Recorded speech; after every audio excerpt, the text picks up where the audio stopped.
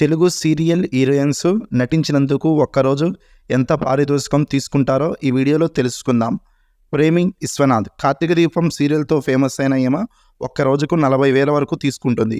కస్తూరి గారు ఇంటింటి గృహలక్ష్మి సీరియల్లో ఫేమస్ అయిన ఈమె 25 నుంచి 30,000 వరకు తీసుకుంటారు.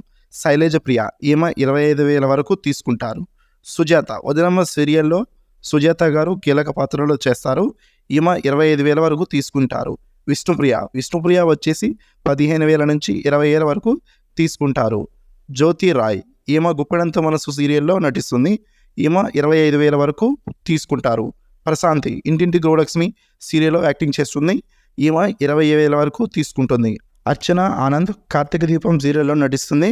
ఈమె 20,000 వరకు తీసుకుంటుంది. సుహాసిని 25,000 వరకు తీసుకుంటుంది. ప్రియాంక ఈమె మౌనరాగం జానకి కళ కనలేదు అనే సీరియల్లో నటిస్తుంది. ఈమె 25,000 వరకు తీసుకుంటుంది. మేఘనా లోకేష్ శశిరేఖ పరిణయం సీరియల్లో నటిస్తుంది. ఈమె 25,000 వరకు తీసుకుంటుంది. శోభా శెట్టి కార్తీక దీపం సీరియల్లో నటిస్తుంది. ఈమె 25,000 పైగా తీసుకుంటుంది.